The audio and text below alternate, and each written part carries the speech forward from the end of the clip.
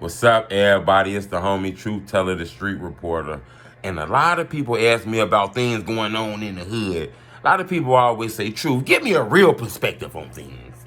Um, I try to always give people my perspective on things, but I try to give you the perspective of the culture, without my fighting this shit, A lot of people always ask for my true opinion on things, especially like the Lil Durk Oblock beef. Things that's going on, cash out against like the O and a lot of updated events. ShoeBox going to NBA Young Boy. I'm not trying to single out nobody. Them just current events. People ask me on it, and to be honest with you, um, I think some of these things are a little dysfunctional. To be honest with you, I think the drill culture is weird because I would have thought now that it would have been a lot of progressing in the drill culture. But I think Chicago portrays the drill culture too violently.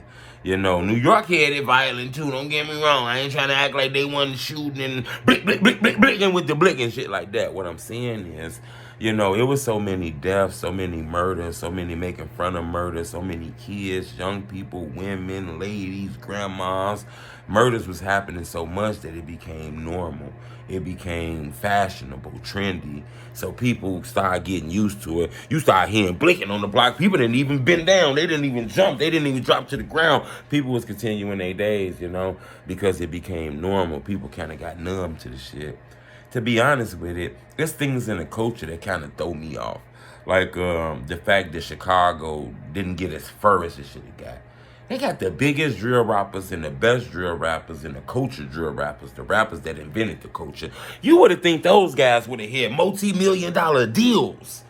To be crazy, to be honest with you, a lot of these guys really struggle. You wouldn't believe, just because you're famous on YouTube don't mean that you're famous in your bank account. And I tell people this, popularity doesn't mean financial gain. And a lot of people don't understand that. You got to be careful of the love you see in them likes and comments because it ain't real. And I tell people that, especially when you beefing with people. I done talked to a lot of old heads, they give me wisdom and shit out here because I do a lot of interviews that ain't on camera. A lot of shit that people tell me off camera. And I hear a lot of shit. These wars then kind of stopped people and separated people and put people in positions where they wasn't able to make money and benefit off their talent. Just think about this. If the industry is looking at niggas like the BDs and the people in Oblock or Lenron and all the labels want to go out there and sign people and shit, they done put a couple $1,000,000 in the neighborhood. You beefing with them, you're not going to be able to get none of that money. All those opportunities you can't even reach over and grab because those opportunities are only for that side, because people pick size. Think about all the opportunities that maybe the GDs get. They might be giving these opportunities to like 63rd and niggas on that side. And all them niggas getting the opportunity. None of the BDs could get any of that opportunity because they beefing.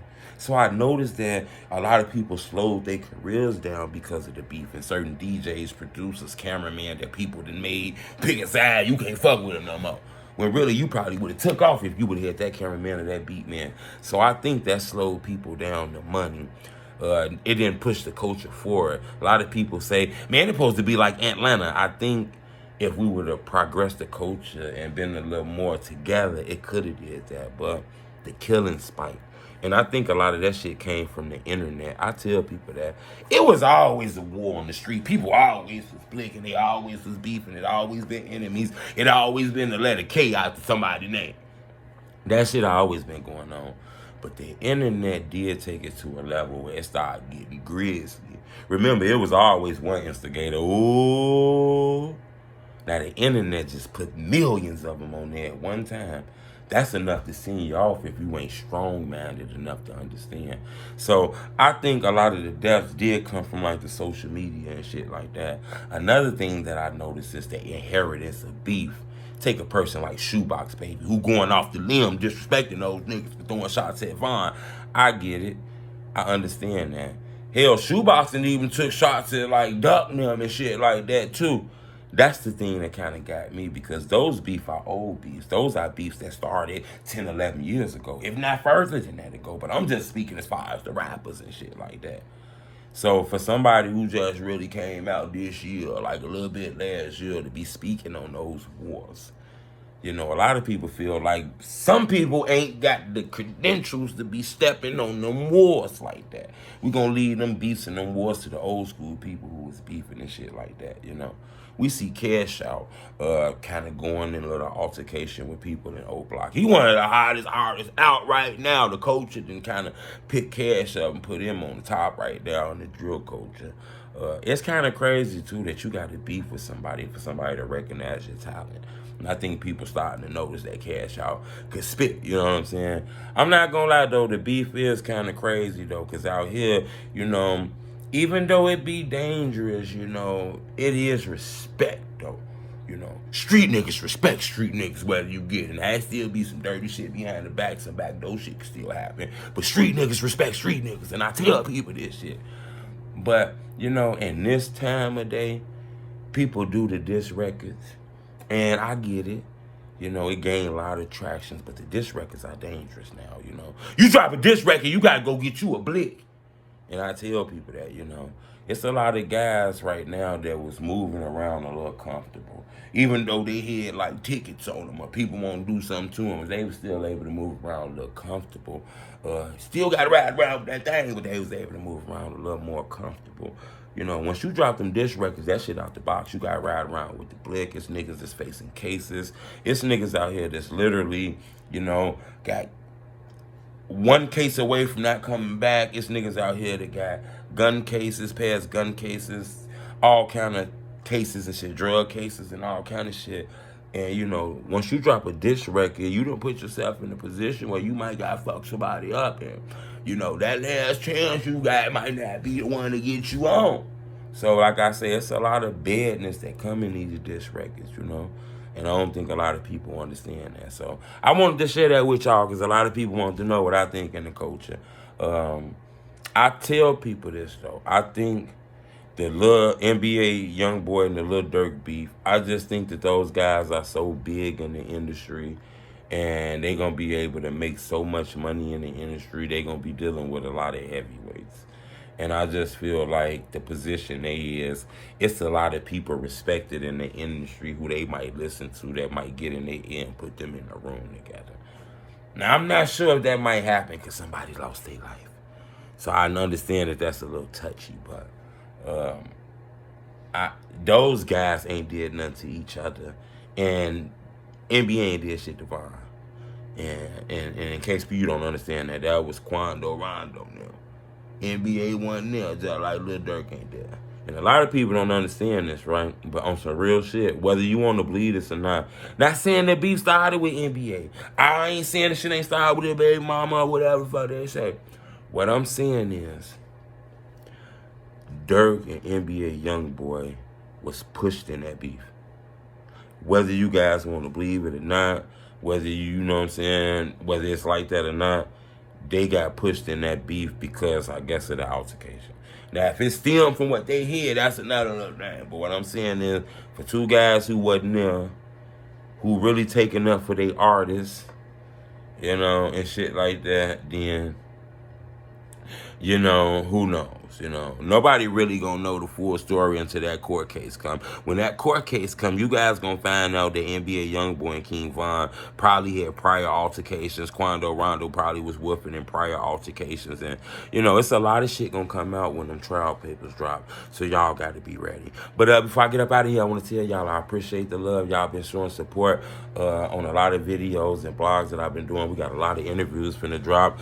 We got a dope lineup on interviews finna drop this week. So we back on the interviews, a lot of blogs, because a lot of people want to know what's going on. So a lot of shit going on in the culture. So I got to keep you guys updated by giving you these videos, because it's a lot of shit going on in the culture. And I noticed I've been doing a lot of interviews. So I got to make sure I'm back doing these videos, getting y'all updated, because y'all ain't finna act like I ain't be giving y'all these videos. So I'm going to do that. I'm going to drop them videos real soon, and I'm going to be doing more interviews. We're going to be taking True Teller TV on the road pretty soon. So we're going to be going back to some crime scenes or like some famous things in the culture that didn't happen.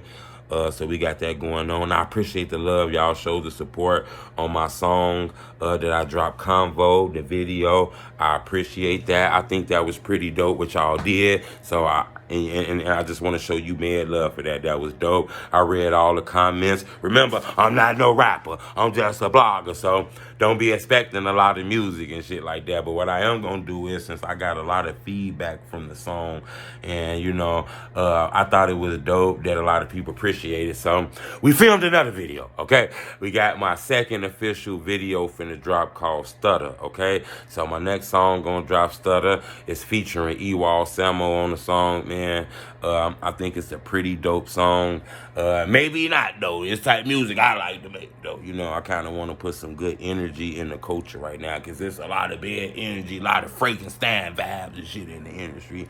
So I wanted to put some good vibes in there, man. I hope y'all support me. We did 6,000 on the first one. I thought I was going to do 1 million now, but I get it. I understand. It's a little weird seeing True tell to rap, because I ain't a rapper. I just wanted to do that for the culture. So since they liked it, I'm going to do another one for the culture. Hopefully we can do like 20,000 in a day or something. Y'all rock with me on that one, okay? I'm going to be looking for y'all. Y'all say y'all fuck with me. I want to see y'all share my shit on Instagram if you fuck with it. Now, if you don't fuck with it, you let me know in the comment section. But I appreciate the love. Stay tuned, because we got some dope shit dropping this week. Interviews, blogs. I might drop my new video sometime this week. And I also got my official episode 1 of my new series that's finna get ready and drop. Apartment 2106. I think it's gonna be dope, man. So I appreciate the love. It's the homie True Teller, the Street Pro. I remember, we don't need no donations. It's hard outside. Y'all see that weather changing out there, man? Did you see that weather change out there? That weather did change like overnight. It was just super cold out there. Kids had the hoodies on. They had the coats. Now the weather changed, and them kids gonna want some of them dope little sweaters and shit like that. You gotta go re-up on their little t-shirts. You gotta go change them pants out, switch up on them. They like the little joggings and shit now, the little pants with the little, the fades and shit in them. You gotta take care of them. You don't got no time to be taking your kids' money out to be sending it to me. I'm a grown-ass man. I'm hurting. If I'm hurting, now I figure a way not to hurt, okay? I appreciate it, though. You want to support me, you hit that like button. Bing. Guess what happens when you hit that like button? It make my videos grow, and a lot of people be able to see them. I appreciate the love. It's the homie True Teller, the Street Porter. Big.